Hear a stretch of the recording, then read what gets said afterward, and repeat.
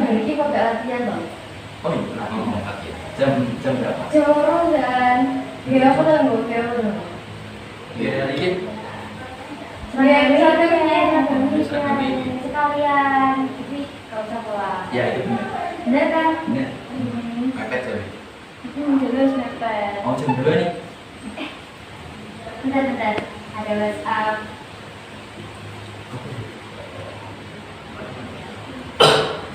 Alhamdulillah. Aku dapat peringkat nomor 1 di semester ini. Alhamdulillah. Aku harus melaksanakan sujud syukur dulu. Silakan.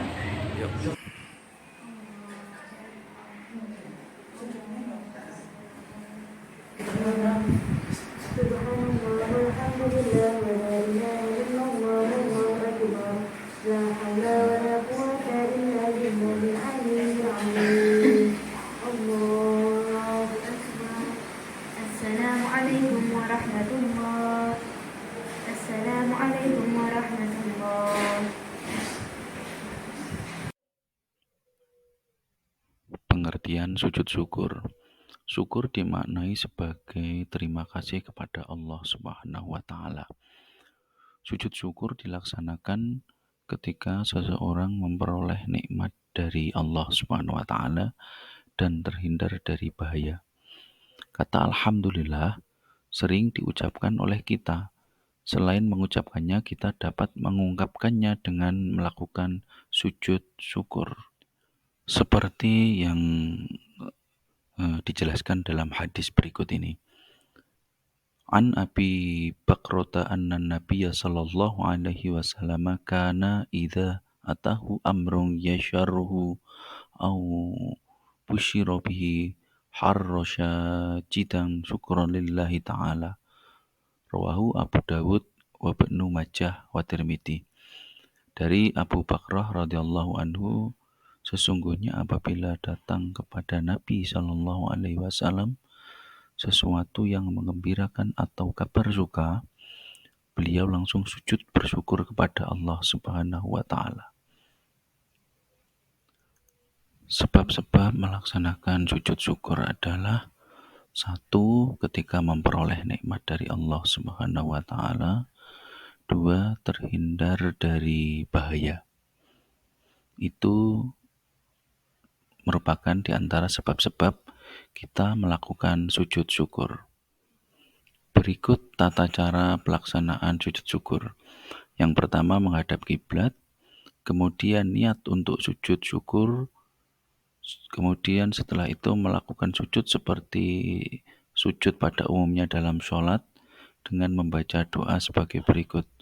Subhanallahi walhamdulillahi wa la ilaha illallah wallahu akbar. Kemudian duduk kembali dan melaksanakan salam.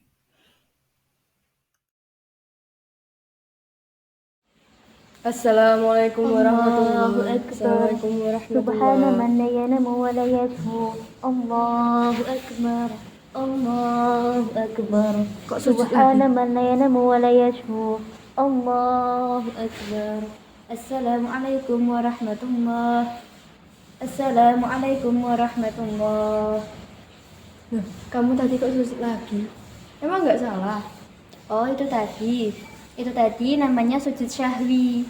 Karena saat aku sholat tadi, aku ada keraguan apakah rakaat yang aku kerjakan itu sudah benar atau belum. Oh gitu. Iya. Nah, kalau kamu masih penasaran, mari kita simak penjelasan berikut ini. Sujud sahwi. Sujud sahwi merupakan sujud karena lupa atau ragu dalam sholat. Sujud ini dilakukan 2 kali sebelum salam. Hukumnya adalah sunnah, sebagaimana pada hadis dari Abu Sa'id Al-Khudri yang diriwayatkan oleh Imam Muslim. Nabi Muhammad SAW bersabda, "Idza syaka akhadukum fi salatihi falam yadrikum shalla thalasa am arba'ina falyadrahi sakki wal yaini ala mas taikhona thumma yasjudu sajdataini qabla ay yusallim." Rawahu Muslim. Apabila salah seorang di antara kamu ragu dalam sholat, apakah ia telah mengerjakan 3 atau 4 rakaat, maka hendaklah ia menghilangkan keraguannya dan sholatnya diteruskan menurut apa yang dia yakini. Kemudian ia sujud 2 kali sebelum salam. Hadis riwayat Muslim.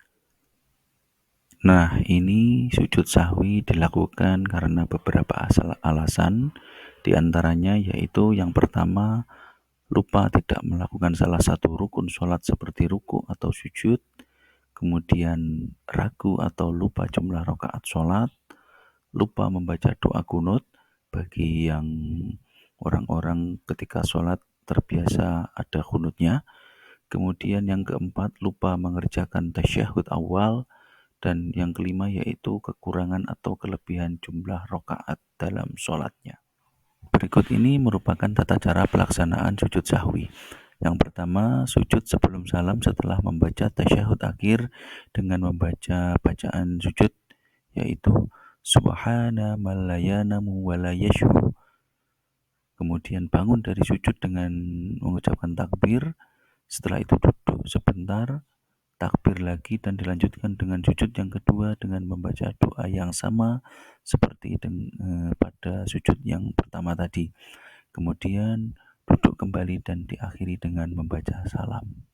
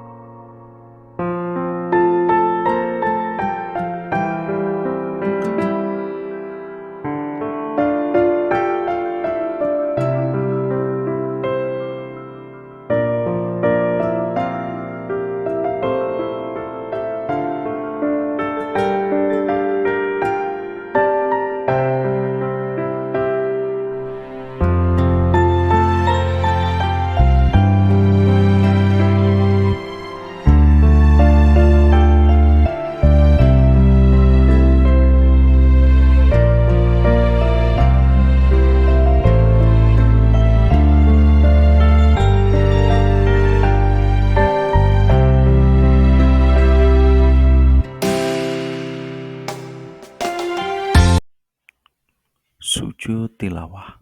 Sujud tilawah dilakukan ketika membaca ayat-ayat sajadah dalam Al-Quran, baik ketika sholat maupun di luar sholat.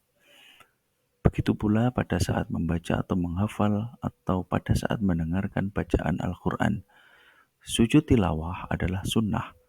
Salah satu dasar hukum sujud tilawah adalah hadis dari Ibnu Umar yang diriwayatkan oleh Al-Bukhari dan Muslim. Kana yaqra'ul Qur'ana fayaqra'u syuratan fiha sajdatun fayasjudu wa nasjudu ma'ahu hatta ma yajidu ba'duna mawdi'an limakani jabhatihi. Rawahul Bukhari wa Muslim. Nabi Muhammad SAW pernah membaca Al-Quran yang di dalamnya terdapat ayat sajadah. Kemudian ketika itu beliau bersujud. Kami pun ikut bersujud bersamanya sampai-sampai di antara kami tidak mendapati tempat karena posisi dahinya. Hadis riwayat Al-Bukhari dan Muslim. Sujud tilawah dilakukan karena membaca atau mendengar ayat-ayat sajadah baik di dalam maupun di luar sholat. Nah, berikut ini adalah beberapa ayat-ayat sajadah yang ada di dalam Al-Quran yang jumlahnya ada 15 ayat. Bisa dibaca sendiri mulai dari Quran surat Al-A'raf ayat 206, Quran surat Ar-Ra'd ayat 13-15, kemudian Quran surat An-Nahl ayat 49, dan seterusnya. Berikut merupakan tata cara pelaksanaan sujud tilawah. Yang pertama, sujud tilawah yang dilakukan di luar sholat. Adapun cara yang dilakukan yaitu berdiri menghadap kiblat, kemudian berniat untuk melakukan sujud tilawah, takbiratul ihram, dan melakukan sujud yang dilakukan cukup 1 kali dengan membaca doa seperti berikut ini. Sajjada wajhiya lilladzi khalaqahu wa sawwaruhu wa saqqa sam'ahu wa basyaruhu bi qawlihi wa quwwatihi tabarakallahu ahsanul khaliqin. Kemudian setelah itu duduk sejenak dan diakhiri dengan membaca salam. Kemudian yang berikutnya adalah tata cara sujud tilawah yang kedua, yaitu yang dilakukan di dalam sholat. Ketika sedang berdiri dalam sholat, membaca ayat syajadah atau imam membaca ayat syajadah, maka langsung mengerjakan sujud 1 kali dengan membaca doa sujud tilawah seperti berikut. Sajada wajhiya lilladzi khalaqahu wa sawwaruhu wa saqqa sam'ahu wa basyaruhu bi qawlihi wa quwwatihi tabarakallahu ahsanul khaliqin. Setelah itu kemudian langsung berdiri lagi dan melanjutkan pelaksanaan sholatnya kembali. Berikut adalah hikmah sujud syukur, sujud syahwi, dan sujud tilawah yang kita pelajari pada materi berikut ini. Yang pertama, hikmah sujud syukur bisa menjadikan kita sebagai makhluk yang senantiasa ingat dan selalu bersyukur kepada Allah Subhanahu wa Ta'ala.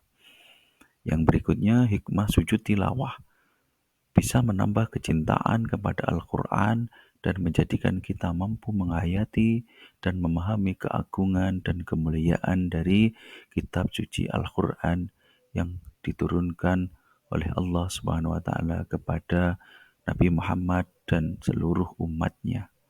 Yang berikutnya adalah hikmah sujud sahwi. Hikmahnya yaitu bisa menguatkan kesadaran atas diri bahwa manusia adalah makhluk yang tidak sempurna, sehingga tidak luput dari kesalahan. Yang berikutnya adalah hikmah dari sujud syukur, sujud sahwi, dan sujud tilawah, yaitu selalu menanamkan sikap rendah hati, menjauhkan diri dari perilaku sombong, dan takabur sedini mungkin dalam kehidupan sehari-hari agar kita bisa menjadi insan yang pandai dalam melakukan syukur.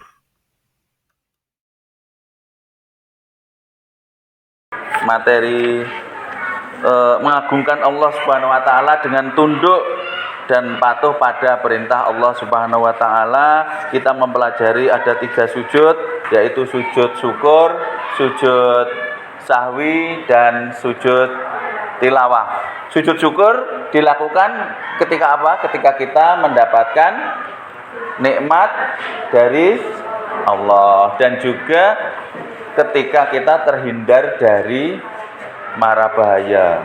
Misalnya ketika mendapatkan peringkat 1 di ulangan, itu nikmat. Mendapatkan hadiah sepeda motor dari undian jalan santai, nah itu nikmat. Maka kita disunahkan melakukan sujud syukur. Kemudian yang kedua, sujud sahwi. Itu dilakukan dalam sholat ketika kita ragu-ragu akan jumlah rakaat sholat. Biasanya diganggu oleh setan, kemudian ragu-ragu, saya tadi sudah berapa rakaat ya? Maka disunahkan sujud sahwi. Atau bagi yang sholat subuhnya menggunakan doa kunut, ketika sholat subuh lupa tidak doa kunut, maka dilakukan sujud sahwi. Yang ketiga, sujud tilawah. Sujud tilawah itu dilakukan ketika kita mendengar atau membaca ayat-ayat sajadah yang ada dalam Al-Quran. Ada sekitar 15 ayat sajadah dalam Al-Quran. Ketika kita mendengar atau membaca, maka kita disunnahkan untuk melakukan sujud tilawah. Hikmahnya apa, Pak? Hikmah dari melakukan sujud-sujud tersebut banyak sekali hikmah yang bisa kita ambil dari materi ini, yaitu apa? Yang pertama, ketika kita sebagai makhluk itu harus senantiasa ingat kepada Allah atas nikmat, maka kita harus senantiasa bersyukur. Kemudian yang berikutnya dalam hal hikmah sujud sahwi yaitu menguatkan kesadaran diri bahwa manusia adalah makhluk yang tidak sempurna, hanya satu, yaitu kesempurnaan milik Allah Subhanahu wa taala. Yang berikutnya hikmah dari sujud tilawah yaitu menambah kecintaan kita terhadap kitab suci Al-Qur'an. Dan juga sujud itu kita itu posisinya kepala di mana tuh? Di bawah kan, menunduk. Itu menandakan bahwa kita menghamba kepada Allah, sujud kepada Allah, sehingga kita terhindar dari sifat sombong. Nah, itu beberapa hikmah dari sujud. Semoga menjadi ilmu yang manfaat. Kita akhiri. Assalamualaikum warahmatullahi wabarakatuh.